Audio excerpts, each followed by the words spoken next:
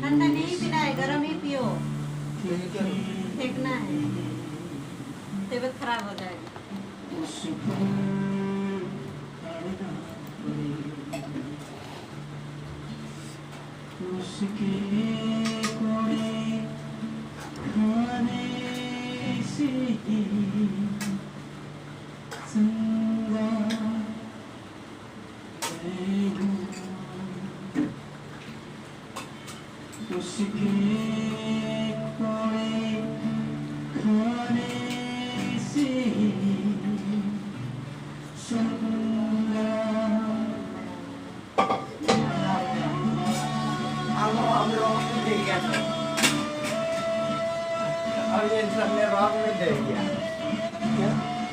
अभी आराम से गा रहा था ना, अच्छा प्रेजेंट वर्शिप में, फिर रॉक में ले गया गाते गाते।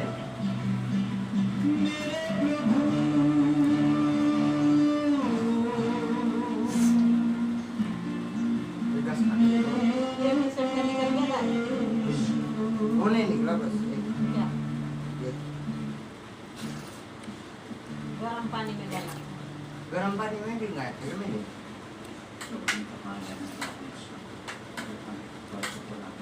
तो नहीं रहा है, सफा दिख रहा है।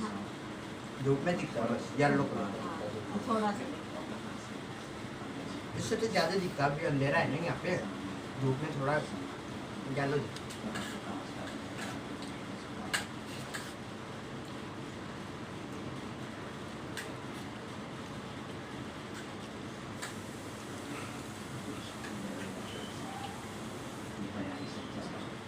समय जोरदार पानी के साथ में हमारा सर असल किशोर लेखजीलाई जोरदार पानी के साथ में ये हाम्रो वचन को सेवकाई को रास्ता में पढ़ रहा है।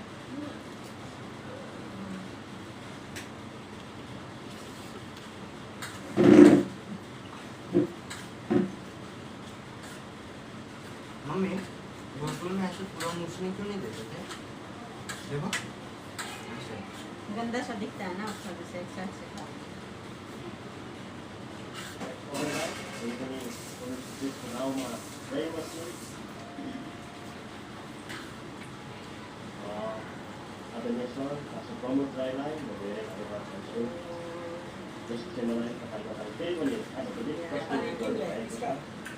जब अपना नमक पानी है वो बनाया नींबू पानी नींबू पानी है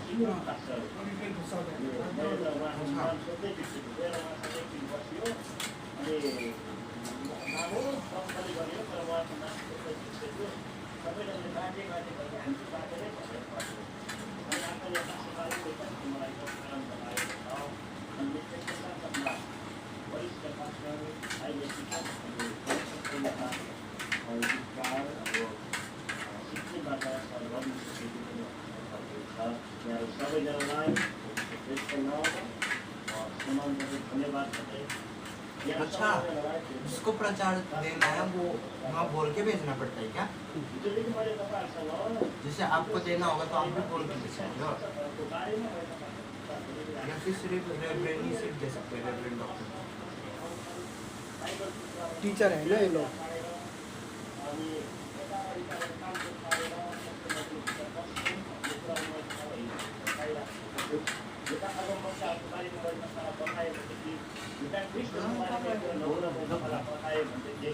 कसरी झुटा शिक्षामा पसिन्छ भन्ने क्रम मैले तपाईँलाई बताएँ भनेदेखि अब मैले हिजो तपाईँलाई यसरी भनिरहेको आज चाहिँ म तपाईँहरूसँग अहिले वर्तमान समयमा कतिवटा झुटा शिक्षाहरू आइराखेका छन् हामीलाई थाहा छ कतिवटा झुटा शिक्षाहरू उहिलेदेखि हामीसँग छन् अनि कतिजना चाहिँ आफ्नो अस्तित्व बचाउनको लागि सङ्घर्ष गरिराखेको छ भनेदेखि कतिजना चाहिँ आएर विलीन भएर पनि गइराखेको छ कतिजना घस्रिराखेका छन् भनेदेखि कति द्रुत पनि गरिराखेका छन् अनि कतिले चाहिँ विभिन्न लोभहरू देखाउँदै मानिसहरूलाई फसाइराखेका छन् भनेदेखि कतिजनाले रुपियाँ पैसाको कुराहरू देखाइराखेका छन् भनेदेखि कतिजनाले भावनात्मक कुराहरू गरेर भावनात्मक खेलहरू खेलिराखेका छन् भनेदेखिलाई कतिजनाले चाहिँ आफ्नो जाति र धर्मको कुराहरू गरिकन जातित्वको कुराहरू गरिकन कतिजनालाई फसाउने काम गरिराखेका छन् भनेदेखिलाई मैले तपाईँलाई हिजो बताएको छु आज चाहिँ म विशेष गरेर वर्तमान समयमा हाम्रो मण्डलीहरूलाई हत्तु हैरान पारेर धेरैजनालाई जबरजस्ती आफ्नो मतमा लगेर जबरजस्ती आफ्नो मतमा लाँदै अनि अत्याधिकसँगले घरभित्र पस्दै गरेका यो कोरियन सियोन झुन्डको बारेमा म तपाईँसँग आज विशेष गरी कुरा गर्छु भनेर हिजोबाट मैले तपाईँलाई बताइराखेको थिएँ अरू कुरा त तपाईँले मैले सुनिराखेको छु अरूले त्यति साह्रो हामीलाई गाह्रो पारेको छैन तर यो कोरियन सियोन झुन्ड जसले चाहिँ माता परमेश्वर छ भन्दै आउँछन् अनि येशू ख्रिस्ट जो चाहिँ आउनुपर्ने येशू ख्रिस्ट दोस्रो चोटि आउनेवाला येशू ख्रिस्ट थियो आइसक्यो अनि यो चाहिँ कोरियामा आयो भनेर जसले चाहिँ जबरजस्ती मानिसहरूलाई भ्रममा पारिराखेका छन् अनि उनीहरूले चाहिँ सब्बात विश्रामबार मनाउनै पर्छ निस्तारकार मानेन भनेदेखि स्वर्ग जाँदैन मुक्ति चाहिँ बत्तिसमाले दिन्छ अनि मानिस चाहिँ जन्मनुभन्दा अगाडि स्वर्गमा थियो भनिकन जबरजस्तीको शिक्षाहरू ल्याइराखेका छन् त्यसको बारेमा आज तपाईँहरूसँग म कुरा गर्छु भनेर हिजोबाट मैले तपाईँहरूलाई बताएको थिएँ र आज म सिधै त्यो पाठमा जान चाहन्छु त्यो पाठमा जानुभन्दा अगाडि म तपाईँहरूलाई जानकारी गराउन चाहन्छु मैले जति पनि यो स्टडीहरू गरेको छु स्टडीहरू चाहिँ मसँग यो पुस्तक छ अनि यो पुस्तकको नाम चाहिँ परमेश्वरको रहस्य र जीवनोपायको बुक हो अनि यो पुस्तक चाहिँ आन्साङ होङले लेखेको पुस्तक हो जो चाहिँ झुटा ख्रिस्ट हो अनि उसले लेखेको पुस्तक हो अनि यो कोरियन सियोन झुन्डकै तालिम केन्द्रमा सिकाउने पाठ्यक्रम पनि मसँग हात परेको छ अनि यो पाठ्यक्रमको नाम चाहिँ हो परमेश्वरको मण्डली अगमवक्ता प्रशिक्षण केन्द्र भनिकन योहरू मसँग हात परेको छ अनि यसको हात परेको छ सिआइडी जस्तो अनि हाम्रो एकजना नेपालमा एकजना प्रभुको दास जो चाहिँ विश्वासको रक्षा गर्ने व्यक्ति हुनुहुन्छ अनि उहाँको नाम चाहिँ हो सर इमानुएल गुरुङज्यू जसले चाहिँ कोरियन सियोन झुटा किन झुटो हो भनिकन एउटा पुस्तक अघिबाट निकालिसक्नु भएको छ अनि यो पुस्तकहरूको सहायताद्वारा चाहिँ मैले यो कोरियन सियोन झुटोको बारेमा अध्ययन गरिकन यिनीहरूको खण्डन गर्ने अवसर पाएको छु यो इमानुएल गुरुङज्यूले लेख्नु भएको पुस्तक कोरियन सियोन झुटो किन झुटो हो भन्ने त मैले किनेर मसँग राखेको हो तर यो जुन चाहिँ परमेश्वरको रहस्य र जीवनोपायको आन्साङ होङद्वारा लेखेको पुस्तक छ अनि कोरियन सियोन झुन्डको तालिम केन्द्रमा सिकाइने जुन चाहिँ यो पाठ्यक्रम छ यो दुईवटा चाहिँ मलाई हासिल गर्न सहायता गर्नुहुने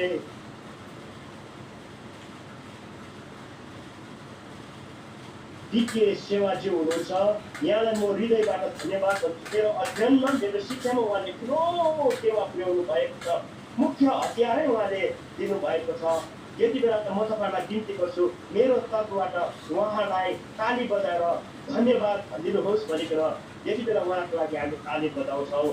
किनकि उहाँले मलाई यो सामग्रीहरू जुटाइदिनु भएर मेरो स्टडीमा मेरो शिक्षामा धेरै ठुलो सहायता पुर्याउनु भएको छ।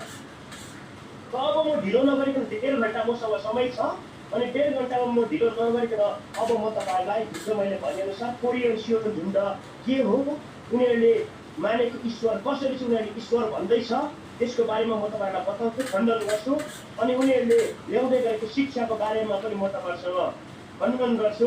अनि त्यसपछिबाट चाहिँ वर्तमान समयमा बाहिर होइन तर विश्वासीहरूभित्र नै इसाई मण्डलीहरूभित्र नै भएको कतिपय भ्रान्तिका कुराहरू, भ्रान्ति भनेको असमञ्जसको कुराहरू, बुझ्न त बुझेको तर हो कि होइन भएको कुराहरू तपाईँहरूसँग एक दुईवटा कुराहरू गरेर आजको क्लास हामी अन्त गर्छौँ। यसकारण प्रिय हो म तपाईँलाई बिन्ती गर्छु, यो 1.5 घन्टा तपाईँहरू मसँग जुन चाहिँ विषय छ एकदम गहन विषय हो। किनकि वर्तमान समयमा मण्डलीहरूलाई यसले गाह्रो पारिसकेको छ।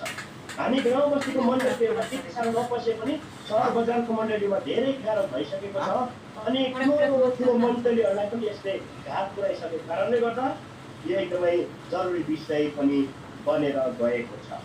त प्रिय कोरियन सियोन झुन्ड सुरु गर्दै गर्दा म तपाईँलाई के क्लियर गर्न माग्छु भनेर भन्दै गर्दाखेरि कोरियाबाट आएको सबै सेवकाहरू झुटा हुँदैनन्, सबै सेवकहरू पनि झुटा हुँदैनन्। जसले चाहिँ आइसके अर्को यीशुको बारेमा कुरा गर्छ, जसले चाहिँ कि निस्तार मानेर मात्र स्वर्ग गइन्छ, जसले शपथ पालन गरेर मात्र स्वर्ग गइन्छ भनेर त्यो खालको अर्को खालको अनौठो शिक्षाहरू ल्याउँछन्, त्यो मात्र झुटो हो भनिकन म तपाईँलाई डिक्लेयर गर्छु। किनकि कोरियाबाट पनि धेरैवटा सेवकाहरू छन् जुन सेवकाहरूले असल प्रकारले सेवा गरिरहेका छन्, यो तपाईँलाई क्लियर गर्न माग्छु। तर कोरियाबाट आएको झुटा शिक्षालाई चाहिँ कोरियन सियोन झुन्ड भन्छ, जसले चाहिँ येशू ख्रिस्टलाई इन्कार गरिकन अर्को येशूलाई चाहिँ पुज्न लाउँछ अनि अर्को येशूलाई मात्र होइन तर अर्को ईश्वर माता परमेश्वर भनेर उसलाई पनि पुज्न लाउँछ। यसकारण तपाईँहरूलाई मैले यो शिक्षा दिनुभन्दा अगाडि क्लियर गरेको छु। अब तपाईँहरूले कोरियाबाट आएको भएको साथ यो त झुटा शिक्षा हो नभनिदिनु होला भनिकन म तपाईँलाई 2 हात जोडेर बिन्ती गर्छु। तर तपाईँहरूले राम्रोसँगले जाँचेर मात्र उनीहरूलाई तपाईँहरूले इन्कार गर्नुहोला भनिकन तपाईँहरूलाई म जानकारी पनि गराउँदछु। त कोरियन सियोन झुन्ड, यो कोरियन सियोन झुन्ड जुन चाहिँ छ तपाईँहरूले त्यहाँ स्क्रिनमा पनि सेयर हुन्छ तर डल्लै सेयर हुँदैन होला आज, किनकि मैले उहाँलाई डल्लै पठाउन सकिनँ। पठाउँदै गर्दाखेरि डल्लै गएन, के भएर गएन मलाई थाहा छैन, तर पनि तपाईँहरूले डल्लै त पाउनुहुन्न तर अलिअलि तपाईँले त्यहाँनिर पाउन सक्नुहुन्छ। यो कोरियन सियोन झुन्ड चाहिँ कोरियन व्यक्ति आन्साङ होङद्वारा सुरु गरिएको हो। 1962मा आन्साङ होङलाई चाहिँ 7th डे एडभेन्टिस्ट मण्डलीले झुटा शिक्षा दिएको आरोपमा सदस्यताबाट निकालिदिए अनि पछि गएर चाहिँ 1964मा 1964मा उनले यो कोरियन सियोन झुन्ड सुरु गरे। तर सुरुमा यसको नाम कोरियन सियोन झुन्ड थिएन, तर यसको नाम चाहिँ परमेश्वरको यीशु मण्डलीको साक्षी अथवा अङ्ग्रेजीमा witnesses of Jesus church of Christ भनेर चाहिँ चर्च अफ गड भनेर चाहिँ त्यहाँनिर चाहिँ लेखिएको थियो। र आन्साङ होङलाई 7th डे एडभेन्टिस्टबाट निकालिदिँदा चाहिँ आन्साङ होङलाई जब 7th डे एडभेन्टिस्टले झुटा शिक्षा दियो भनेर जब उसलाई चाहिँ आफ्नो मण्डलीबाट चाहिँ निकालिदियो सदस्यबाट जब उसलाई खारेज गर्थ्यो त्यति बेला चाहिँ उसलाई चाहिँ 23 जना व्यक्तिहरूले चाहिँ उसलाई साथ दिएका थिए।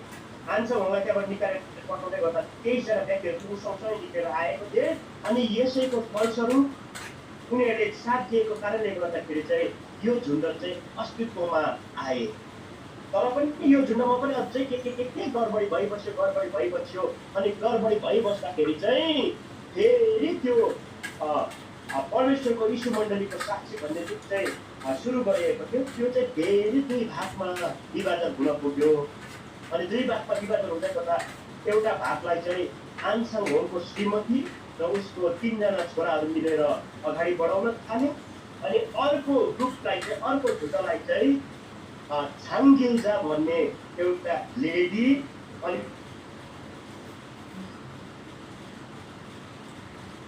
अगाडि बढाएर लग्यो। अनि त्यो म तपाईँलाई क्लियर गराउन छु, अहिले प्रख्यात भइराखेको, अहिले हामी कहाँ पनि आइपुगेको अथवा अहिले यो एकदम संसारभरि फैलिराखेको कोरियन स्क्वेयर झुन्डको नाम लिएर जुन चाहिँ फैलिराखेको छ, यो चाहिँ दोस्रो झुन्ड हो जसलाई चाहिँ छाङगिल्जा र अर्को व्यक्तिले चाहिँ चलाइराखेको थियो। बुझ्दै हुनुहुन्छ? अलिक अप्ठ्यारो कुराहरू यो इतिहासतिर जानुपर्ने भएको कारणले गर्दाखेरि अलिक गाह्रो पर्ने कुरा हो, तर पनि म विश्वास गर्छु तपाईँले बुझिराख्नु भएको यो कोरियन स्क्वेयर झुन्डको ब्याकग्राउन्ड अथवा कोरियन स्क्वेयर झुन्ड कहाँबाट सुरु भयो भन्ने पहिला तपाईँलाई बताउन खोजिराखेको ल। अनि यो जुन चाहिँ दोस्रो जुन चाहिँ छ, अनि यो दोस्रो झुन्ड अहिलेको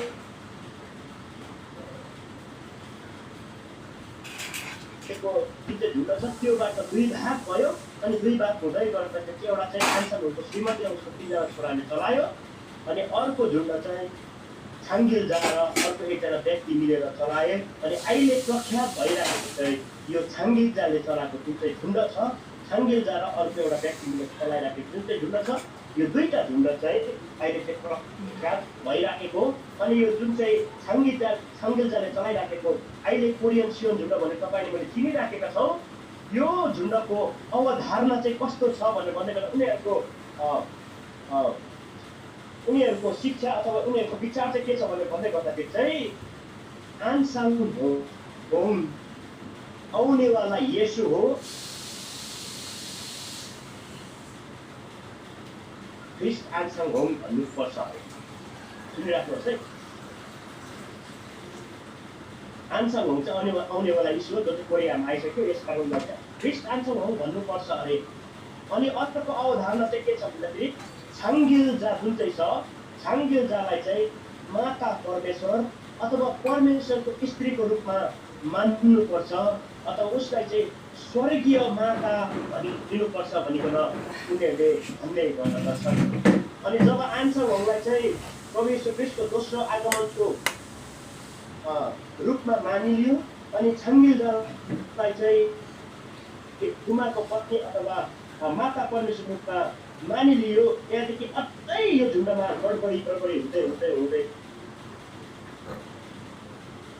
राष्ट्रिय मण्डली समिति छ उसले चाहिँ अन्तमा गएर यो कोरियन स्क्वेयर झुन्डलाई चाहिँ झुटा शिक्षा अथवा झुटा मण्डली अथवा झुटा शिक्षा दिनेहरूको झुन्ड भनेर चाहिँ कोरियाको राष्ट्रिय मण्डली समितिले चर्च काउन्सिलले चाहिँ नेसनल चर्च काउन्सिलले चाहिँ यसलाई चाहिँ झुटा झुन्ड हो, झुटा मण्डली हो, झुटा शिक्षा दिनेहरू हो भनेर चाहिँ घोषणा गरे भनेर तपाईँ अनि मैले बुझिराख्नुपर्छ। अब यो मण्डलीको शिक्षा के छ भनेर भन्दै गर्दाखेरि चाहिँ यो मण्डलीले के भन्छ भनेर भन्दाखेरि निष्ठाचार अपनाएर मात्र स्वर्गीय जानु पाइन्छ। हिजो हामीलाई प्रभुको एकजना छोराले जो सिलगढीबाट हुनुहुन्थ्यो, उहाँले हामीलाई उहाँसँग कुन काउन्टरमा हामीलाई बताइराखेको थियो नि, होइन?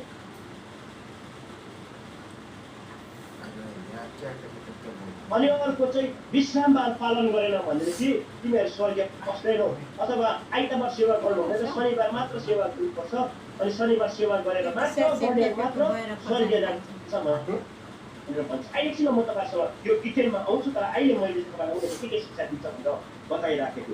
अनि यसरी उनीहरूले कुरा घुमाउँदै सुरुमा चाहिँ येशू ख्रिस्टको बारेमा कुरा गर्छ, येशू ख्रिस्टको बारेमा कुरा गर्दै जान्छ। अनि तल आएर चाहिँ के भन्छ भन्दाखेरि त्यहाँदेखि कुरालाई अलिक घुमाउँदै लगेर निष्ठाचारतिर पुऱ्याउँछ, सपाततिर पुऱ्याउँछ, बप्तिस्मातिर लान्छ। अनि त्यहाँदेखि कुरा घुमाउँदै कहीँ नभएको त्यो माता परमेश्वर छ भन्दै झुटा ख्रिस्टलाई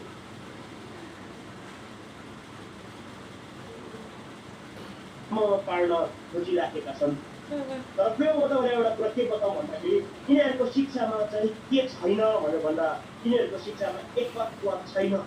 एकत्व के भनेको भनेर भन्दै गर्दाखेरि जसरी हाम्रो शिक्षामा चाहिँ के छ भन्दाखेरि उद्धार र मुक्ति येशू ख्रिस्टले मात्र दिनुहुन्छ भनेर सबैजनाले भन्छ।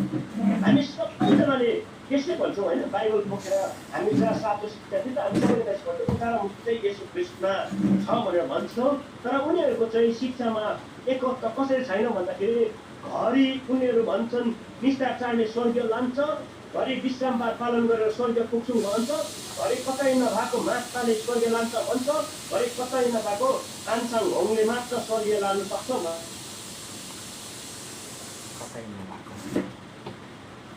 आत्मा। यदि उनीहरू आयो भने खासमा चाहिँ स्वर्ग चाहिँ कसले लाने हो भनेर सोध्यो भनेदेखि वाल्लै पर्छ, के भनौँ हुन्छ, किन भनेर भन्दै गर्दा किन एकता नै छैन, कसले लान्छ थाहै छ। हामीलाई सोध्यो भने हामी येशू ख्रीष्टले लानुहुन्छ, अरू कसैले लाँदैन भनेर हामी भन्न सक्छौँ। यसरी तपाईँहरू मैले उनीहरूलाई चिन्दै जान्छ भनेदेखि यो अलिकति तपाईँहरूलाई कोरियन सियोनको बारेमा अलिकति जानकारी थियो भनेदेखि अझै तपाईँले यो डिटेलमा जान्न चाहनुहुन्छ भनेदेखि कति चाहिँ सोच्नु होला। मेरो पुस्तक लेखिराखेको यो झुटा शिक्षामाथि मेरो पुस्तक लेखिराखेको छ, जुन पुस्तकको नाम चाहिँ धर्ममा नपर भनिकन यो पुस्तक लेखिराखेको छ। अनि अझै यो पुस्तक अहिलेसम्म पर्खिन साह्रो पर्यो भनेर तपाईँहरूलाई हतार लागिहाल्यो भनेदेखि चाहिँ मेरो युट्युब च्यानल छ ईश्वर व्यक्त भनिकन, त्यहाँनिर 5वटा भागहरूमा झुटा शिक्षक र शिक्षाहरू, त्यहाँदेखि भाग 2, भाग 3, भाग 4, भाग 5 गरेर चाहिँ त्यहाँनिर यो सबै कुरा पाउनु छ। भाग 3 देखि चाहिँ कोरियन सियोन झुटाको बारेमा छ, तपाईँले त्यहाँनिर हेर्न सक्नुहुन्छ। यो अलिकति कोरियन सियोन झुटाको बारेमा जानकारी थियो भनेदेखि अब म तपाईँहरूलाई कोरियन सियोन झुन्डले पुजेको ईश्वरको बारेमा बताउँछु। उनीहरूले आन्साङ होङलाई किन ईश्वर भन्दैछ, माता परमेश्वरलाई किन ईश्वर भन्दैछ, कुन आधारमा भन्दैछ भनेर म तपाईँलाई बताउन चाहन्छु। हिजो मैले तपाईँलाई बताएँ कि झुटा शिक्षा र शिक्षकहरू चाहिँ परमेश्वरको वचन बाइबलै बोकेर आउँछ तर असन्तुलित ढङ्गमा आउँछ भनेर मैले तपाईँलाई बताएँ भनेदेखि उनीहरूले पनि ल्याउने बाइबलै, यो कोरियन सियोन झुन्डकोले पनि यो माता परमेश्वर छ भनेर माता मान्नेहरूले पनि लिएर आउने बाइबलै हो। तर अहिले पहिला 1 नम्बरमा क नम्बरमा म तपाईँहरूसँग कोरियन सियोन झुन्डले पुजेको ईश्वरको बारेमा यसरी बताउँदैछु। अनि 1 नम्बरमा चाहिँ म उनीहरूले पुजेको ईश्वरको बारेमा म तपाईँलाई बताउन लागिरहेको छु।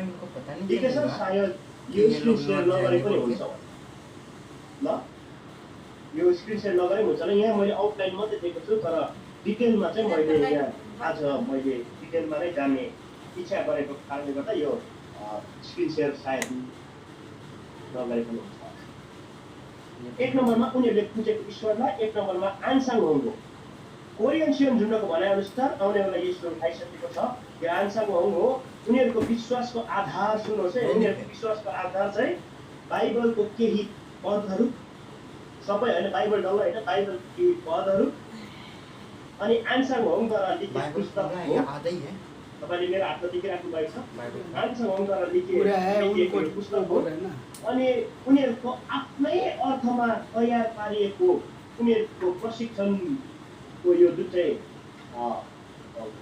करिकुलमहरू छ अथवा उनीहरूको पर्चाहरू छ, यसरी नै उनीहरूले आफ्नै ढाँचामा तयार पारेको 1-2वटा पर्चाहरू पनि छ, त्यो हो। अनि उनीहरूको आफ्नै मनगढन्ते कुराहरू हो। त अब कोरियन सियोन झुन्डहरूले आन्साङ होङलाई किन ख्रीष्ट हो भनिकन उनीहरूले भन्दैछन्, त्यो तर्कहरू पालै पालो म तपाईँहरूसँग व्याख्या गर्दै राख्छु ल, खण्डन गर्दै पालै पालो म तपाईँको अगाडि उनीहरूले आन्साङ होङलाई कुन आधारमा यीशु ख्रीष्ट हो अथवा ईश्वर भनेर भन्दैछन् भनेर म तपाईँको अगाडि राख्छु। पहिलो नम्बरमा उनीहरूले यसो भन्छ, सुन्नुहोस् है, राम्रोसँगले सुन्नु होला। उनीहरूले यसरी भन्छ, पहिलो नम्बरमा चाहिँ प्रत्येक युगको मुक्तिदाता र नयाँ नाउँ छ भनेर भन्छ। भन्नुको मतलब चाहिँ प्रत्येक युगको चाहिँ मुक्तिदाता छ अनि त्यो प्रत्येक युगको मुक्तिदाताको चाहिँ आफ्नो आफ्नो नाउँ छ। विचारहरूको बुझाइ अनुसार चाहिँ पुरानो करारको जुन चाहिँ युग छ नि, पुरानो नियमको जुन चाहिँ युग छ, त्यो युगको मुक्तिदाता चाहिँ परमप्रभु परमेश्वर हो जसको नाउँ चाहिँ यहोवा हो। अनि नयाँ करारको जुन चाहिँ युग छ, यो नयाँ करारको युगको मुक्तिदाता चाहिँ यीशु ख्रीष्ट हो अनि जसको नाउँ चाहिँ येशू भनेर हामी सबैजनालाई थाहा छ। अनि वर्तमान समयको जुन चाहिँ येशूको चाहिँ जुन चाहिँ युग छ नि, यो वर्तमान समयको युग चाहिँ अहिले चाहिँ पवित्र आत्माको युग हो। अनि पवित्र आत्माको नाउँ चाहिँ के होला नि भनेर उनीहरूले प्रश्न गर्छ। म तपाईँहरूको अगाडि पढेर सुनाउँदैछु, राम्रोसँग सुन्नुहोस् न। यस्तो लेखेको छ, सुन्नुहोस् है, उनीहरूको भनाइ छ प्रत्येक युगमा मुक्तिदाताको बेग्ला बेग्लै नाउँ तोकिदिनु भएको छ। पिताको नाउँ यहोवा हो, पुत्रको नाउँ येशू हो। त्यसो भए पवित्र आत्माको नाउँ के होला नि? बाइबलले स्पष्ट भनेको छ कि पवित्र आत्माको पनि नाउँ छ। के पवित्र आत्माको नाउँ सुन्नु भएको छ? उनीहरूको प्रश्न। अनि उनीहरूले पवित्र आत्माको नाउँ के हो भन्ने बुझाउन बाइबलको वचनलाई बङ्ग्याउँदै त्यो नाउँ चाहिँ आन्साङ होम हो भनिकन अर्थ लाउँछ। अनि सुन्नुहोस् है, यसलाई प्रमाण गर्न यसरी व्याख्या गर्छन्।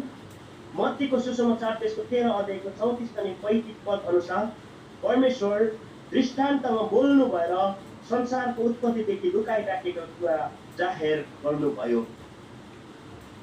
मत्ती 13 अध्यायको 34 अनि 35 पदमा त्यही कुरा लेखेको छ। अब उहाँले के अरे उखानहरूमा बोल्नु भएर सृष्टिको सुरुदेखि लुकाइराखेको कुरा चाहिँ प्रकट गर्नुभयो भनेर त्यहाँनिर त्यसरी नै लेखेको छ। उनीहरूले त्यो बाइबल पटक्कै टिपेर त्यसरी भन्छन्। संसारको उत्पत्तिको बारेमा कहाँ लेखेको छ होला नि भनेर जान्नु हो भनेदेखि संसारको उत्पत्ति अथवा संसारको सुरु र सृष्टिको बारेमा चाहिँ उत्पत्तिको पुस्तकमा लेखिएको छ। अब त्यसो भए उत्पत्तिको किताबमा लेखेको छ भनेदेखिलाई उत्पत्ति 2 अध्यायको 16 मा लेखिएको असल र खराबको ज्ञान दिने रूपको फल खाएर मर्नु पर्ने भएको मानिस जातिलाई अनन्त जीवनको मौका छ कि छैन होला नि भनेर जान्नको लागि चाहिँ उत्पत्ति 3 अध्यायको 22 पद अध्ययन गर्न पर्छ। म तपाईँलाई बताइदिउँ, उत्पत्ति 22 अध्यायमा चाहिँ जीवनको रूपको फलको बारेमा वर्णन गरेको थियो। अनि उनीहरूले त्यता घुमाउँदैछ। अब सुन्नुहोस् है, आज क्यामेरा अच्छा है। 22 देखि 24 पदसम्ममा वर्णन गरिएको जीवनको फल अनि करुबहरू र चारैतिर घुमिरहने जलमय तरवार राखेर जीवनको रूपको बाटो कोमरा गर्न लाउनु भएको कुरा चाहिँ दृष्टान्त हो। मैले तपाईँहरूलाई यो कोरियन सियन झुन्डको यो तालिम दिने यो बाटो तपाईँहरूको अगाडि राख्दैछु मैले, ताकि तपाईँहरू पनि क्लियरली बुझ्न सक्नुभएको। अनि पछि कुरा तपाईँहरू भएको आउँदाखेरि यसरी नै व्याख्या गर्छ। अनि यसरी नै व्याख्या गर्दै गर्दा तपाईँहरू राम्रोसँगले सुनिदिनु होला, उनीहरूलाई पत्याएको जस्तो सुनिदिनु होला। अनि जब उनीहरूले आफ्नो कुरा राखिसक्छ त्यही घाँटीमै पक्रेको जस्तो तिम्रो सक्यो अब मेरो सुन भनेर अहिलेसम्म म तपाईँलाई बताउँछु त्यो उत्तर डङ्की लङ्किनु होला, हक्क नभक्क परेर फनक्कै फर्किन्छ। किनकि यो घटना भइसकेको छ। नेपालको ताङ भन्ने ठाउँमा हामी एकपल्ट विपक्षी अङ्कलकै अगुवाईमा चेलापन आश्रममा गएको, पढाउनु गएको। अनि त्यहाँनिर पढाउँदै गर्दा मलाई यही सब्जेक्ट दिन्छ। अनि मैले झुटा शिक्षाको बारेमा पढाएँ। अनि त्यहाँ पढाइसकेँ हामी त चित्त फर्किहाल्यौँ। त्यसको 1 महिना बाद झुटा शिक्षा त्यहाँनिर झुटा शिक्षकहरू यसरी आयो अरे क्या, उनीहरू आज पुगेछ। अनि पुग्दै गर्दा बिचरा जवान बहिनीहरू एकदम, त्यो बहिनीहरू एकदम खुसी छ, एकदम एक्टिभ छ क्या। उनीहरूले एकदम क्लासमा एक्टिभली उनीहरूले एकदम जोइन गरेको थियो, राम्रो बुझेको थियो। अनि उनीहरूले सुनेर उनीहरूलाई यसरी भनेको छ, तपाईँहरू आउनु ढिलो हुनुभयो किनकि तपाईँको बारेमा त अस्ति इन्डियाबाट एकजना सर आएर हामीलाई पढाएर पनि जानु भइसकेको छ। तपाईँहरूको कुरा यस्तो यस्तो यस्तो यस्तो यस्तो होइन। अनि त्यो तपाईँहरूको यस्तो यस्तो कुराको उत्तर चाहिँ यो हो भनेर चुप भनेर टाप बसाइदिइहाल्छ। अनि यसरी घाँटीमा ट्याप्पै पक्रेपछि त्यहाँबाट सास फेर्नुहोस् त। अनि तपाईँहरूलाई पनि मैले यो डिटेलमा गएको चाहिँ सायद तपाईँहरूलाई विरक्त लाग्दै होला, अल्छी लाग्दै होला, बुझ्न गाह्रो परिराखेको हो। तर पनि मैले तपाईँलाई किन बुझाउन कोसिस गर्दैछु भन्दाखेरि चाहिँ उनीहरूले चाहिँ तपाईँहरूलाई साह्रो नपरोस् ल, बुझ्दै हुन्छ। अनि यसरी चाहिँ उनीहरूले के भन्छ भनेर भन्दाखेरि उनीहरूको भनाइ चाहिँ के छ भन्दाखेरि चाहिँ अब मुक्तिदाताको नाउँ पवित्र आत्माको नाउँ आन्साङ हो भनेर बुझ्नको लागि चाहिँ अब के अरे रहस्यको कुराहरू बुझ्न जरुरी छ। बाइबलमा जुन चाहिँ रहस्यको कुरा लेखेको छ त्यो बुझ्न जरुरी छ। उत्पत्ति 13 अध्यायको 34-35 पद अनुसार यीशु ख्रीष्टले रहस्यमा बोल्नुभयो भन्ने कुरा छ भनेदेखिलाई अब उत्पत्तिदेखिको रहस्य बुझ्न चाहिँ उत्पत्तिको पुस्तक अध्ययन गर्नुपर्छ। अनि उत्पत्तिको पुस्तक अध्ययन गर्दै गर्दा चाहिँ मानिस चाहिँ फल खाएर मर्ने भयो, अब के मानिसले जीवन पाउँदैन त भनेर बुझ्नको लागि चाहिँ त्यही अध्ययन गर्नुपर्छ। अनि त्यही अध्ययन गर्दै गर्दा विचाराहरूले जीवनको फलको बारेमा त्यहाँ थाहा पाएछ। अनि उत्पत्ति 3 अध्यायको 22 देखि 24 अध्याय चाहिँ हामीले 24 पदहरू चाहिँ हामीले अध्ययन गऱ्यौँ भने त्यहाँ के पाउँछौँ भनेर भन्दै गर्दाखेरि अध्ययनमा सधैँभरि रहनको लागि चाहिँ जीवनको फल खानु पर्थ्यो। तर उनीहरूले चाहिँ जीवनको फल नखाएर चाहिँ असल र खराबको ज्ञान दिने रूपको फल खाइपठायो। त्यो भएर चाहिँ पतन भयो। अब त्यसो भनेदेखि केही आशा छैन भनेर भन्दै गर्दा चाहिँ यसलाई अध्ययन गर्दै गर्दा तपाईँले मैले बाइबललाई अध्ययन गर्दा के थाहा पाउँछौँ भनेर भन्दाखेरि चाहिँ सिक्किम है जसरी आदममा रहनको लागि जीवनको फल खानु पर्थ्यो त्यसरी नै अब अनन्त जीवन पाउनको लागि चाहिँ फेरि अर्को फल खानुपर्छ। अनि त्यो अर्को फल खाने वास्तविकता चाहिँ कहाँनिर लेखिएको छ भनेर भन्दाखेरि यूहन्ना 6:53 अनि 54 पदमा लेखेको छ भनेर उनीहरूले त्यता जोड्छन्। अनि यूहन्ना 6:53 पदमा चाहिँ के लेखेको छ भन्दाखेरि मेरो देह खाने र मेरो रगत पिउनेलाई अनन्त जीवन छ। अनि जसले मेरो देह र मेरो रगत खान्छ त्यो उसले चाहिँ अनन्त जीवन पाउँछ भनेर उनीहरूले भन्छ। भनेदेखिलाई अब त्यो येशूको देह र येशूको रगत खाने तरिका चाहिँ के होला नि भनेर बुझ्नको लागि चाहिँ मत्ती रचित सुसमाचार त्यसको 26 अध्यायको 17 देखि 28 पछिसम्म पढ्नुपर्छ भनेर उनीहरूले कुरा त्यताको हो त। त्यहाँनिर के लेखेको छ भनेर भन्दै गर्दा निष्ठाचार मनायो भनेर त्यहाँनिर लेखेको छ। अनि त्यहाँनिर येशू ख्रीष्टले निष्ठाचार मनाउँदै गर्नुपर्दाखेरि यो मेरो देह हो यो मेरो लहु हो भनेर भन्नुभएको प्रकार त्यहाँनिर उनीहरूले जोड्छन्। अनि उनीहरूले के भन्नु चाहेको भनेर भन्दै गर्दाखेरि वर्तमान समयमा यो वर्तमान युगमा यसरी उद्धार र मुक्तिको रहस्यको जुन चाहिँ कुराहरू छ यो रहस्यको कुराहरूलाई लिएर आउनुहुने चाहिँ हाम्रो आन्साङ होम हुनुहुन्छ।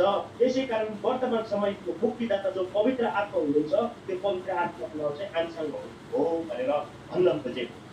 बुझ्दै हुनुहुन्छ? गाह्रो पर्दैछ नि?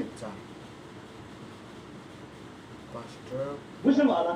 यो पवित्र आत्माको नाम चाहिँ आन्साङ होम भनेर बुझाउनु लागि यति साह्रो घुमाएकै गरेर नि उनीहरूले त्यहाँ कहाँ पुऱ्यायो भनेर भन्दै गर्दा निष्ठाचारमा पुऱ्यायो। अब तपाईँहरूलाई एउटा कुरा क्लियर गरेँ, निष्ठाचारको बारेमा अहिले फर्केर आउँछु, निष्ठाचारको बारेमा फर्केर आउँछु। तर यहाँनिर म तपाईँलाई के बताउँछु भनेर भन्दै गर्दा आन्साङ होम चाहिँ पवित्र आत्माको नाम आन्साङ होम होइन भनेर म तपाईँलाई बाइबलबाट चाहिँ पवित्र आत्मा चाहिँ त्रिएक परमेश्वरमा तेस्रो व्यक्ति हुनुहुन्छ भनेर हामी सबैजनालाई थाहा छ। अनि त्रिएक परमेश्वर तेस्रो व्यक्ति पवित्र आत्मा हुनुहुन्छ जसलाई चाहिँ आन्साङ होम होइन जसको नाम चाहिँ पवित्र आत्मा नै हो भनेर बाइबलमा डाउँ लेखिएको छ। पवित्र आत्माको काम बुझाउँदा चाहिँ पवित्र आत्माको जुन चाहिँ काम छ त्यो कामलाई बुझाउँदा चाहिँ यूहन्ना 14:16 अनुसार चाहिँ शान्ति दाता भनेर लेखेको छ। यो चाहिँ काम हो है। यो पवित्र आत्माले के काम गर्छ भन्दा चाहिँ शान्ति दिने शान्तिदाताको काम गर्छ। अनि यसैया 11:2 पद अनुसार चाहिँ सल्लाहकार अथवा सल्लाह दिने काम गर्छ। अनि सहायक हो सहायता दिने काम गर्छ भनेर त्यहाँनिर लेखेको छ। यो चाहिँ काम बुझाउँदा मात्र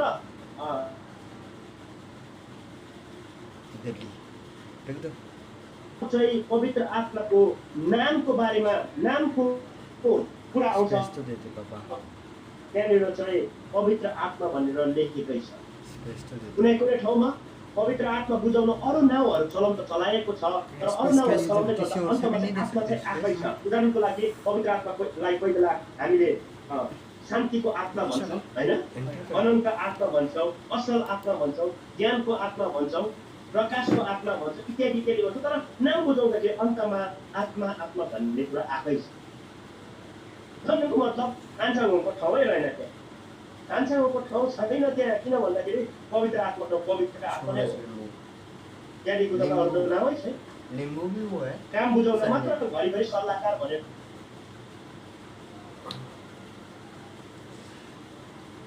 पवित्र आत्मा आफै छ।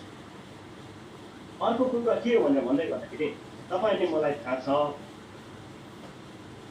प्रेरितको 1 अध्यायको 10-11 पदहरू जब तपाईँले म पढ्छौँ नि त्यहाँनिर यसरी लेखेको छ प्रभु यीशु ख्रीष्टको स्वर्गीयरोहण हुँदै गर्दाखेरि त्यहाँ गालिलको मान्छेहरू चाहिँ सबैजना प्रभु यीशु ख्रीष्टको कालो स्वर्गतिर गएको धेरै। अनि त्यहाँनिर चाहिँ 2 जना स्वर्गदूतहरूले त्यहाँनिर खडा भएर सेतो पोसाक लगाएको मानिसहरूले त्यहाँनिर खडा भएर के भन्यो भनेर भन्दै ए गालिलको मान्छे हो तिमीहरू किन छक्कै परेर तिमीहरू हेरिराखेका छौ? किनकि जुन प्रभु यीशु ख्रीष्ट यहाँबाट उडेर जाँदै हुनुहुन्छ उहाँ नै फेरि पनि तिमीहरू कहाँ फर्केर आउनुहुन्छ भनेर यीशु ख्रीष्ट जानुभयो त त्यही यीशु ख्रीष्ट फर्किनु हुनुहुन्छ अर्को यीशु होइन भनेर त्यहाँ बाइबलमा क्लियर लेखेको छ। अब आन्साङ होङ त्यो इस्यु होइन नि त, किनकि आन्साङ होङ अर्कै हो। त्यही भएको कारणले गर्दाखेरि विचारहरू यहाँ पनि फेल भयो, यहाँ पनि उनीहरू विचारहरू फेल भयो। किन फेल भयो भनेर भन्दै गर्दा किनकि उनीहरूको वचनै मिलेन। यसरी त्यो उनीहरूले विभिन्न पाराले आन्साङ होङलाई येशू ख्रीष्ट भनेर अथवा प्रेत परमेश्वरलाई गाड्नुपर्छ, तर उनीहरूको यो कुराहरू कहिले पनि ठिक छैन। हामीले यो कुराहरू बुझिराख्न पर्छ। र यसरी मैले तपाईँहरूलाई आन्साङ होङको बारेमा बताएँ। अरू पनि कुराहरू छ र पछिबाट तपाईँले बुझ्न सक्नुहुन्छ। यो चाहिँ एउटा क्लियर गर्नको लागि उनीहरूले यसरी आउँछ है भनेर तपाईँहरूलाई जानकारी गराउनको लागि मैले तपाईँको अगाडि यहाँनिर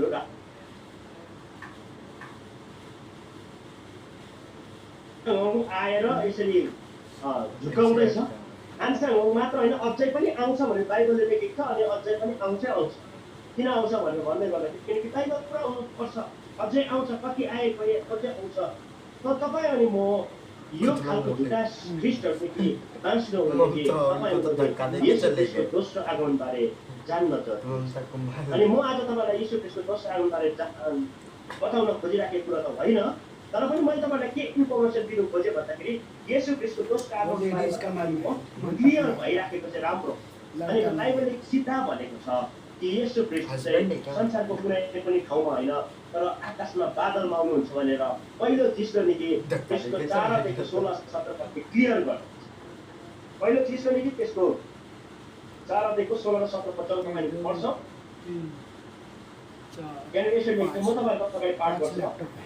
पहिलो थिस्सलुनिके त्यसको 4 देखि 16 अनि 17 यसरी लेखिन्छ, किनभने ठुलो शब्दले प्रधानदूतको आवाज र परमेश्वर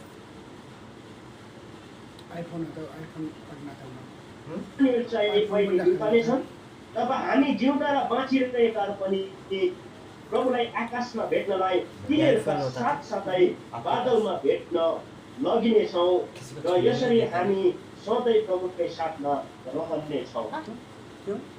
जतिजनाले भारतको ट्रान्सलेसन भारतमा लेखेको बाइबल पढ्दै हुनुहुन्छ त्यहाँनिर चाहिँ जानेछौँ लेखेको छ, तर वास्तवमा यो जानेछौँ होइन, लगिनेछौँ। किनकि मान्छे आफै जानु सक्दैन, कुनै शक्तिले जबसम्म तपाईँले मलाई तान्दैन तबसम्म तपाईँले जान सक्दैनौ। यस कारणले गर्दाखेरि त्यो तपाईँले लगिनेछौँ भनेर कलेक्सन गर्दा हुन्छ, किनकि अङ्ग्रेजीमा कट अप भनेर लेखेको छ। अनि यो कट अप भन्ने जुन चाहिँ शब्द छ यसलाई आधार गरेर हाम्रो इसाईहरूमा एउटा शब्द छ नि ऱ्याप्चर भनेर भन्छ। अनि ऱ्याप्चर भनेको चाहिँ कट अप भनेको जबरजस्ती खोसेर लानु भन्ने शब्दलाई लिएर चाहिँ ऱ्याप्चर भन्ने शब्द बनिएको हो। अनि त्यही कुरो यहाँनिर वर्णन गरियो।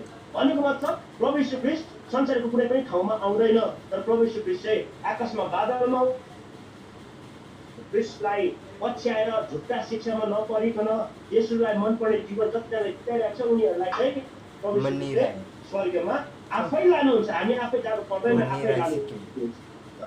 जसरी हनोकलाई प्रभुले लानु भएको थियो, जसरी एलियालाई प्रभुले लानु भएको थियो, त्यसरी नै हामी पनि लान्छौँ। उनीहरू आफै गएको होइन, तर उनीहरूलाई लगिएको हो भनेर बाइबलमा क्लियर लेखेको छ। भनेदेखि है अब तपाईँ अनि मैले येशू ख्रीष्ट कोरियामा आयो भन्दा पत्याउनु हुँदैन। तपाईँ अनि मैले येशू ख्रीष्ट कलकत्तामा आयो अरे भनेर भन्दै गर्दा ल म पनि जान्छु, मेरो पनि ट्रेनको टिकट काट्यो ल भन्नु हुँदैन। किनकि बाइबलले क्लियर भनेको छ येशू ख्रीष्ट चाहिँ कोरियामा होइन, येशू ख्रीष्ट कता होइन, येशू ख्रीष्ट बादलमा आउँछ भनेर त्यहाँनिर लेखिएको छ, पुरा क्लियर छ। अब यो येशू ख्रीष्टको दोस्रो आगमनको स्टडी नै गर्ने हो भनेदेखि यहाँनिर अझै थुप्रै कुराहरू छ। येशू ख्रीष्टले धरतीमा आउने पनि कुराहरू लेखेको छ, त्यो पछिबाटको स्टडी कुरा हो। तर यहाँनिर चाहिँ के छ भन्दाखेरि येशू ख्रीष्ट चाहिँ पहिलोचोटि आउँदै गर्दाखेरि बादलमा आउनुहुन्छ। येशू ख्रीष्ट हामीलाई लिन निम्ति आउँदै गर्दा बादलमा नै आउनुहुन्छ भने तपाईँले म बुझिराख्नु। यो चाहिँ दुई मत मानिसहरूको दुई मत विचारहरू छ। एक मतले चाहिँ के भन्छ भन्दाखेरि येशू ख्रीष्टको के अरे दोस्रो आगमन चाहिँ 1000 वर्षीय शासन सँगसँगै हुन्छ भनेर भन्ने छ। कतिजना चाहिँ प्री मिलेनियम भनेर पनि भनिएको छ। भन्नुको मतलब चाहिँ 1000 वर्षीय शासनभन्दा अगाडि आउँछ भनेर चाहिँ यो दुई मत छ। अनि यो दुई मत चाहिँ बाइबल इन्टरप्रिटेसनको कारणले गर्दाखेरि मत भएको हो। तर म चाहिँ कुनमा पढेँ भनेर भन्दै गर्दा बाइबल अनुसार म चाहिँ कुनमा पढेँ भने म चाहिँ यो प्री मिलेनियममा पनि येशू ख्रीष्टको आगमन हुन्छ भन्नेमा म पढेँ। किनकि बाइबलमा अहिले मैले भनिहालेँ बादलमा आउनुहुन्छ, हामीलाई बादलमा लानुहुन्छ।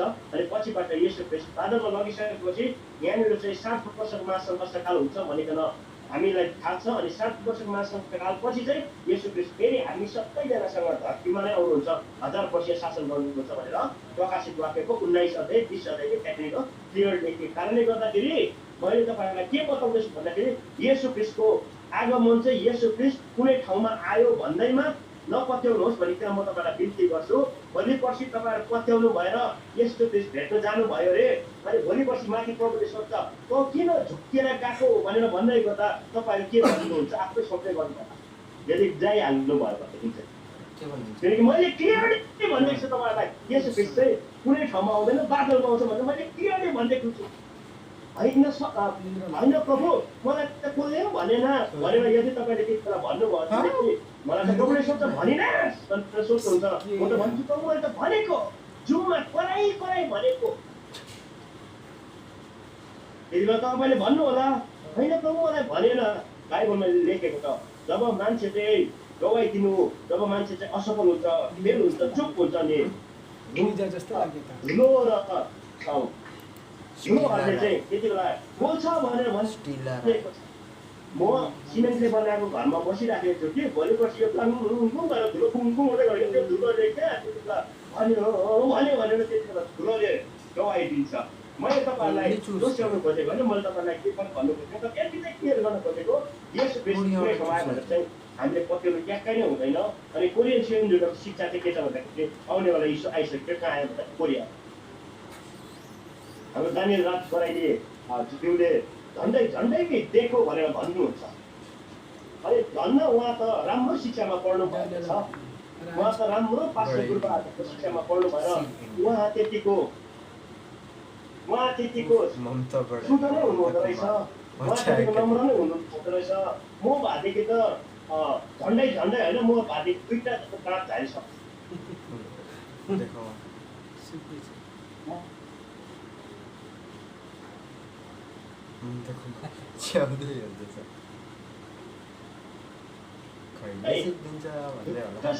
शिक्षाहरूको बारेमा 9 र 10 पदमा दोस्रो योहन्ना छ, दोस्रो योहन्ना, तेस्रो योहन्ना छ। दोस्रो योहन्ना एकै च्याप्टर मात्र छ, यस कारणले गर्दाखेरि 1, 2 लेखेको छैन। त्यहाँनिर दोस्रो योहन्नाको 9 र 10 पदमा यसरी लेखेको छ अगाडि बढ्ने र ख्रीष्टको शिक्षामा नरहनेसँग चाहिँ परमेश्वर हुनुहुन्न। अब जो शिक्षामा रहन्छ त्यससँग पिता र पुत्र दुवै रहनुहुन्छ। यदि कोही तिमी कहाँ आएर सुन्नुहोस्, यदि कोही तिमी कहाँ आएर ख्रीष्टको शिक्षा ल्याउँदैन भने त्यसलाई घरमा स्वागत नगर्नु, त्यसलाई अभिवादन पनि नगर्नु। भनेको मतलब पर ठेक्नु भनेको नि।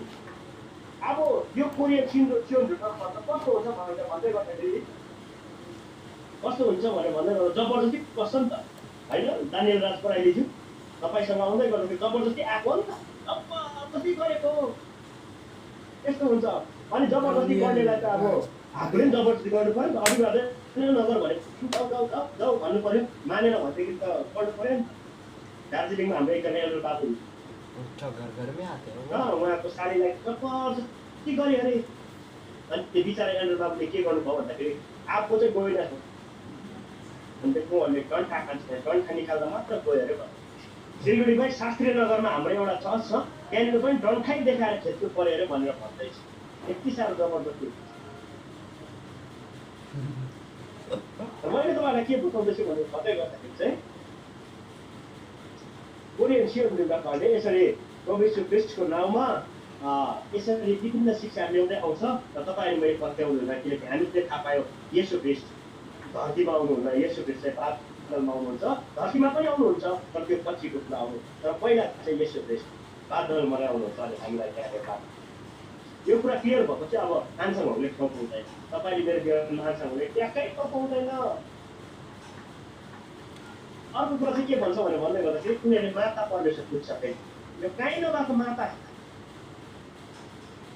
अनि उनीहरूले के भन्छ भनेर भन्दै गर्दाखेरि उनीहरूले चलाएको बाइबल भन्दा चाहिँ रोमी 1 अध्यायको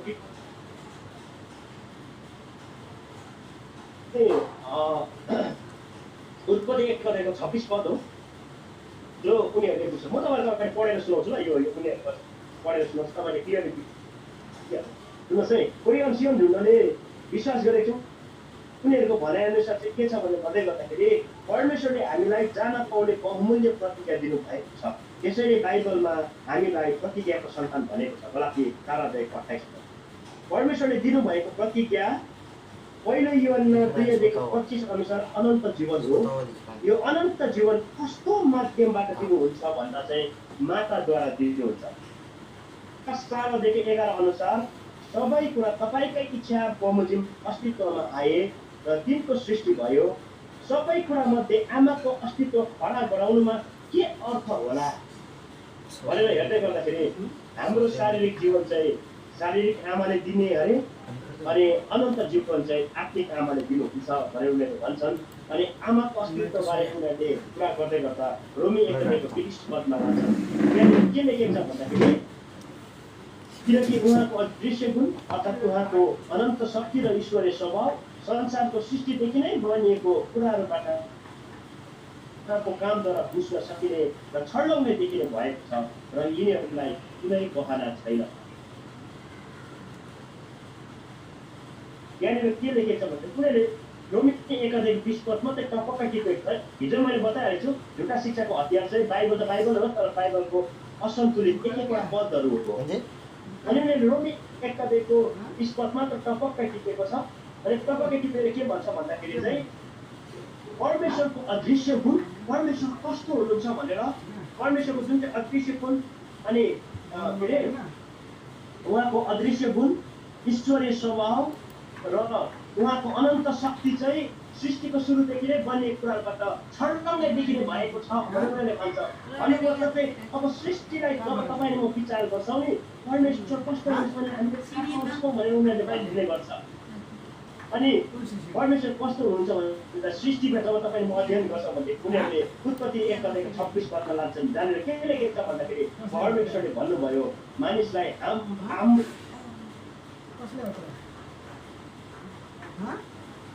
व्याख्या कस्तो हुन्छ भन्दाखेरि हामी भन्ने बहुवचन मात्र पिता परमेश्वर हो। आदम परमेश्वरको रूपमा अनि हवा चाहिँ परमेश्वरको माताको रूपमा सृष्टि गरेको हो। यसै कारण उत्पत्ति 3:20 पद अनुसार हवा चाहिँ हवाको अर्थ चाहिँ जीवन हो। सबै जीवितकी आमा भएको कारण जीवन चाहिँ स्त्री वा आमाद्वारा दिइन्छ। यसरी पनि भन्नुभयो म अन्तिम दिनहरू तिमीलाई दिन्छु भनेर भन्नु भएको छ। अनि प्रकाशित वाक्यको कुराहरू लान्छ जहाँनिर चाहिँ यरुसलेम माथिको यरुसलेमको कुरा छ, यरुसलेम माथिको कुरा छ। अनि ती गलाती 4:26 पद पनि बताउँछन् माथिको यरुसलेम जो स्वतन्त्र छ, जो हाम्रै आमा हुन् भन्ने कुराहरू बताउँदै छ। माता मान्नेहरूलाई अत्तो पर्ने छैन। बाइबलमा यति सारा बाइबलको खण्डहरू छ कि जहाँनिर जीवन चाहिँ मुक्ति चाहिँ अनन्त जीवन चाहिँ प्रभु यीशु ख्रीष्टमा मात्र पाउँछ भनेर विचारहरूलाई पत्तै छैन। योहन्ना 3:16 भन्छ जसले यसुलाई विश्वास गर्छ उसले मात्र उद्धार मुक्ति अनन्त जीवन भन्छ। पहिलो कोरिन्थी 6:8 भन्छ तापनि हाम्रा निम्ति परमेश्वर एउटै हुनुहुन्छ अर्थात् पिता जसका सबै कुराहरू हुन् र उहाँकै हौ एउटै प्रभु येशू ख्रीष्ट जसका सबै कुराहरू भएका छन् र हामी पनि उहाँद्वारा नै भएका हौ भनिकन लेखेको छ। अझै यस्तो थुप्रै कुराहरू तपाईँ म पाउँछौँ। अलिक तल एफिसी 4:6 सबैका एउटै परमेश्वर र एउटै पिता जो सबैमाथि सधैँभरिको मध्यमा सबैमा हुनुहुन्छ भनेर लेखेको छ। थुप्रै यस्तो बाइबल खण्ड छ जहाँनिर के भन्छ भन्दाखेरि उद्धार मुक्ति चाहिँ यीशु ख्रीष्टमा 60 से 50-40 हो गया। अब प्रिय तपाईँले राम्रोसँग सुनिदिनु म तपाईँलाई के बताउन लागिरहेको छु भन्दाखेरि उनीहरूले माता परमेश्वर भन्दा जुन चाहिँ बाइबल खण्डहरू चलाएको छ नि यो बाइबल खण्डहरूलाई म तपाईँलाई बुझाउन चाहन्छु। सुन्नुहोस् है, सबैभन्दा पहिला कुरा त उनीहरूले उत्पत्ति 1:26 पदको कुरा गर्छन् नि। उत्पत्ति 1:26 पदमा हाम्रै स्वरूपमा आफ्नै प्रतिरूपमा बनाऊ भन्ने जुन चाहिँ शब्द छ यो चाहिँ के अरे माता र पिता परमेश्वर मिलेर बनाएको कारणले गर्दाखेरि यो बहुवचन चलाएको भनेर भन्छ। तपाईँले मलाई थाहा छ यो चाहिँ क्रिएट परमेश्वरको निम्ति चलाएको शब्द हो भनेर हामीलाई थाहा छ, तर उनीहरूलाई थाहा छैन। अनि जबरजस्ती गर्छ, के गर्छ भने कतै होइन यो चाहिँ नाटकका कारणले गर्दाखेरि हवा चाहिँ माताको रूपमा अनि आदम चाहिँ पिताको रूपमा बनियो, नत्र भनेदेखि कसरी चाहिँ मान्छे बनिन्छ होला भनेर उनीहरूले जबरजस्ती गर्छ। बिचाराहरूलाई बाइबल अध्ययन गरेको तत्त्व होस्, बिचाराहरूलाई थाहा छैन। तपाईँलाई बताइदिउँ, जुन चाहिँ उत्पत्ति 1 अध्याय छ नि, उत्पत्ति 1 अध्याय चाहिँ सृष्टिको वर्णन होइन, त्यो चाहिँ आउटलाइन मात्र हो, रूपरेखा मात्र हो, आउटलाइन मात्र हो, वर्णन होइन। वर्ण सृष्टिको वर्णन त उत्पत्ति 2 अध्याय त्यहाँदेखि 3 अध्यायमा पो गरेको छ। सृष्टिको वर्णन के भयो कसरी भयो भनेर त उत्पत्ति 2 अध्यायदेखि 1 अध्यायमा त खालि त्यो आउटलाइन मात्र, आकाश र पृथ्वी कुनै के मानिस बनाउनु भयो, यस्तो यस्तो यस्तो यस्तो यस्तो त्यति मात्र छ, आउटलाइन मात्र हो। यसै कारण आउटलाइन भएको कारणले गर्दाखेरि यहाँनिर चाहिँ कम्ती कुरा लेखेको छ। तर जब तपाईँले मैले उत्पत्ति 2 अध्यायको 7 पददेखि उता अध्ययन गर्दै जान्छ, रेडमी फोन का नाम लिख रखा है। मानिसलाई हाम्रै स्वरूपमा आफ्नै प्रतिरूपमा बनाऊ भनेर भन्दै हुनुहुन्छ। त्यति बेला परमप्रभु परमेश्वरले आदम र हवा कहिले बनाउनु भनेको थिएन, आदम मात्र बनाउनु। आइप्याड तपाईँहरू मसँग ध्यान केन्द्रित गरिरहनु होला, तपाईँहरू सहमत हुनुहुन्छ। एकछिनमा गएर बुझिसकेपछि सहमत। त्यहाँनिर परमेश्वरले आदम र हवा कहिले पनि बनाएको थिएन, आदम मात्र बनाइराखेको थिए। 2 अध्यायलाई अध्ययन गर्दै गर्दाखेरि अब एक अध्याय चाहिँ आउटलाइन भएको कारणले गर्दाखेरि परमेश्वरले मानिसलाई बनाउनु भयो, हाम्रै स्वरूप आफ्नो प्रतिरूपमा बनाउनु भयो, अनि नर र नारी नै बनाउनु भयो भनेर त्यहाँ आउटलाइन हो नि त। त्यही कारणले गर्दा छोटो छोटो देख्छ। तर व्याख्या चाहिँ यहाँनिर गर्दै गर्दाखेरि चाहिँ व्याख्यामा के देख्छौँ, कौन मैंने खा लिया र हावा बनाएर केवल आदम मात्र बनाउनु भएको थियो। त्यसपछिबाट अरू बनायो, अरू जन्तुहरू बनायो होइन।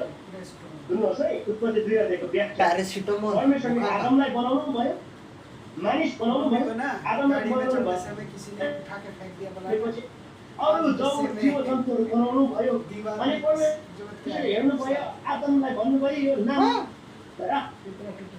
गयो। बाइबलमा लेखेको छ सबैको जोडी भेटायो अरे, आदमको चाहिँ जोडी भेटाएन, कसैसँग मिलेन। अब मान्छे र पशु मिल्दैन नि त, त्यही भएको कारणले गर्दाखेरि आदमको जोडी भेटाएन।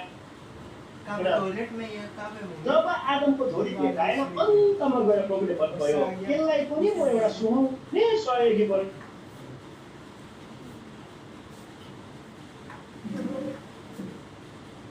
अब बताओ कौन सा चाहिए।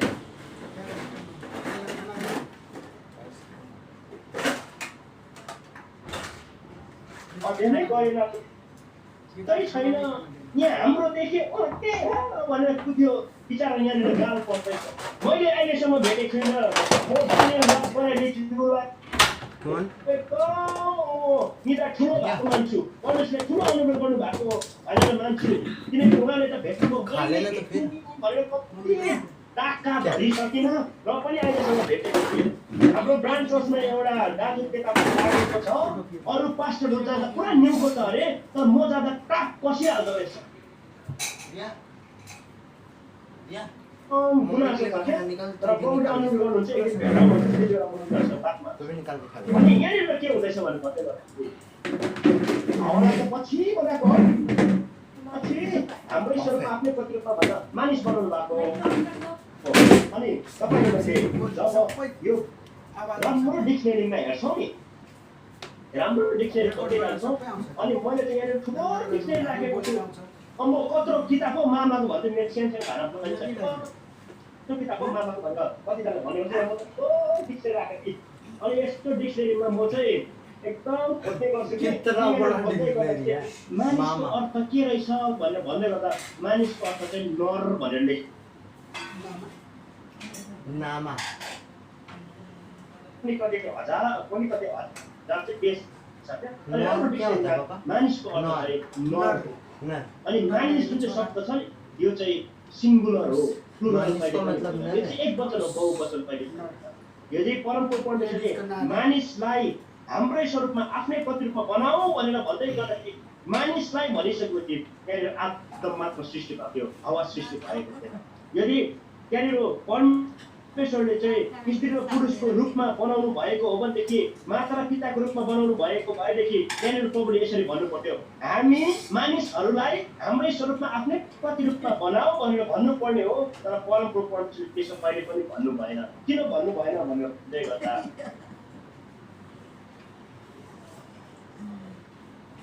एकदम आदम मात्र बनिएको थियो। त्यही कारणले गर्दाखेरि विचारहरूमा झुक्यो, अनि रोमी 1:20 पद पनि उनीहरूले चलाउने गर्छन्। अनि रोमी 1:20 पद चाहिँ के हो भनेर भन्दै गर्दाखेरि त्यो चाहिँ रोमी 1:20 पद टक्क पढेर बुझ्दैन नि त। त्यसलाई पढ्न गयो डल्लै च्याप्टर पढ्नु पऱ्यो नि, 1 पददेखि लिएर अन्तसम्मै पढ्नु पऱ्यो। जब अन्तसम्मै पढ्दै जान्छौँ त्यति बेला के बुझ्छौँ भनेर भन्दै गर्दा पावलले रोमको मण्डलीलाई भन्दै कि 23 पदमा जब तपाईँ पढ्छौँ रोमी 1:23 पदमा पढ्दै छ, त्यहाँ क्लियर छ। पावलले लकड़ी का फ्लोरिंग बनाते घर में डिजाइनिंग के लिए रोमको मान्छेहरू वो ज्यादा महंगा लगता है या सीमेंट का बनाने का? लकड़ी का है, सीमेंट के ऊपर फिर लकड़ी लगता है ना। इसलिए महंगा तर होता है त्यो ना। सृष्टिकर्ताले बनाएको कुरा चाहिँ तिनीहरू बुझ्ने भएको कारणले गर्दाखेरि चाहिँ अब परमेश्वर कति महान हुनुहुन्छ, परमेश्वर कति शक्तिशाली हुनुहुन्छ, परमेश्वर चाहिँ कति भयङ्कर हुनुहुन्छ, यो चाहिँ तिमीहरूले सृष्टिको सुरुदेखि नै थाहा पाइसक्यौ त। अब पनि तिमीहरू किन चाहिँ लठुवा हुन्छौ भनेर पावलले भन्दै वो इसने थोड़ी बना लिखा है। पावलले भनिसकेको चाहिँ बुझ्नुपर्ने सृष्टिकर्ता सृष्टि होइन। आमेन। बुझ्नुपर्ने सृष्टिकर्ता सृष्टि होइन, तर तिमीहरू चाहिँ सृष्टिलाई बुझिराखेका छौ। यसै कारणले गर्दाखेरि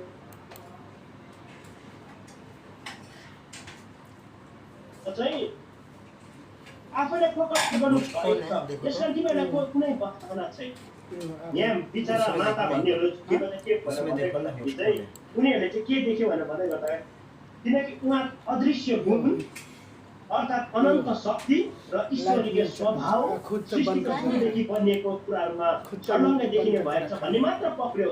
तर उनीहरूलाई पत्तो छैन कोई सो रहे हैं। गुण शक्ति स्वभाव एउटा कुरा हो भनेदेखि शारीरिक बनावट अर्को कुरा अंडा हो। बना दे रहे हैं अंडा बॉयल जा। अर्थ छैन किनकि शारीरिक बनावट भनेको यो सेप हो। गुण भनेको चाहिँ मैले के गर्न सक्छु त्यो। शक्ति भनेको चाहिँ मलाई कतिजनाको दाँत झार्न सक्छु त्यो शक्ति हो। अनि ईश्वरीय स्वभाव भनेको चाहिँ परमेश्वरको त्यो के अरे एट्रिब्युटको कुरा हो भनेर चाहिँ अङ्ग्रेजीमा भनेर भन्दै गर्छ। अनि यहाँ पनि विचारहरू थियो, तर उनीहरूले के अर्थ लाग्यो तपाईँलाई बताइदिउँ। उनीहरूले के अर्थ लाग्यो भनेर भन्दै गर्दा सृष्टिको सुरुदेखि नै बनिएको थोकहरूमा छर्लङ्गै देखिने भएको छ। अब सृष्टिको सुरुलाई हेऱ्यौँ भनेदेखि सृष्टिको सृष्टिमा श्रेष्ठ चाहिँ मानिस हो। अनि मानिसलाई हेऱ्यौँ भनेदेखि मानिस को सृष्टि भयो? बच्चे ने फोड़ा था, मेरे में भी फोड़ दिया था।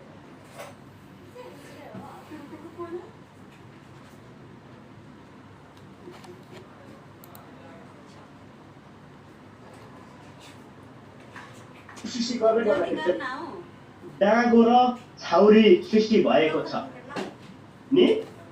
गोरु बनिएको छ भनेदेखि त्यहाँनिर गाई पनि बनिएकै छ, त्यहाँनिर भैँसी बनिएको छ भनेदेखि त्यहाँनिर रागा बनिएकै छ। उनीहरूको आइडिया लगाएर अर्थ लगाएको छ।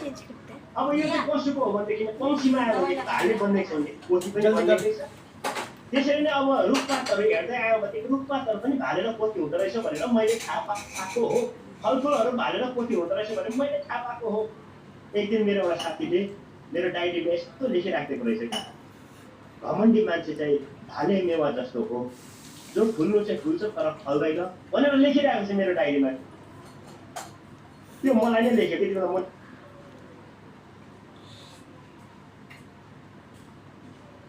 म छक्कै परेको नि। तर त्यो पछिबाट मैले जब गरेँ हुँदो रहेछ भाले मेवा चाहिँ फुल्नु चाहिँ फुल्दो रहेछ तर फल्दैन रहेछ, र पोथी मेवाले चाहिँ फुलेर पनि फल्दो रहेछ। अब यो रुखपातहरू पनि भालेर पोथी हुँदो रहेछ भनेर मैले तपाईँलाई प्रुफ गरेँ। अब यो झारपातहरू झारजङ्गलहरू पनि भालेर पोथी हुँदो रहेछ नि त। एक दिन मेरो एउटा साथी घरमा साइडपट्टि फुल फुलिरहेको थियो, म मजाले फुलिराखेको थियो अनि साइडमा चाहिँ एउटा कवाफ में हड्डी भन्छ नि एउटा क्या हिन्दीमा एउटा उखान छ नि त्यस्तै साइडमा चाहिँ के भइराखेको रहेछ भनेर भन्दै गर्दा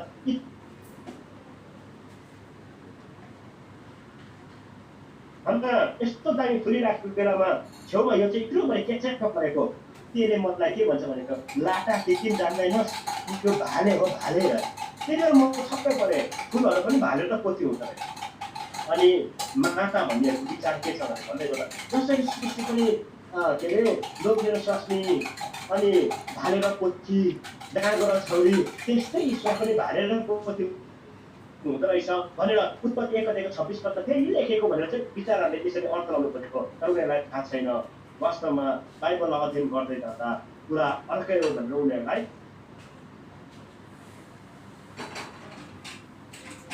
तिनीहरूको 26 पद पनि माथि जेरुसलेम जो हाम्रै आमा हुन् भनेर उनीहरूको चाहिँ खासमा त्यो तुलना गरेर लेखिएको भनेर उनीहरूलाई पत्तो छैन यसरी चाहिँ माता परमेश्वर मान्ने हो भनेकन उनीहरूले हामीलाई गर्दछ यति तपाईँहरूले बुझ्नुभयो भनेकन म विश्वास गर्छु कोरियन्सियन झुन्डको बारेमा उनीहरूले जुन चाहिँ ईश्वरहरू ल्याइराखेका छन् उनीहरूले गलत अर्थ लगाइराखेका छन् अनि मैले तपाईँहरूलाई यहाँनिर क्लियर गराउन चाहिरहेको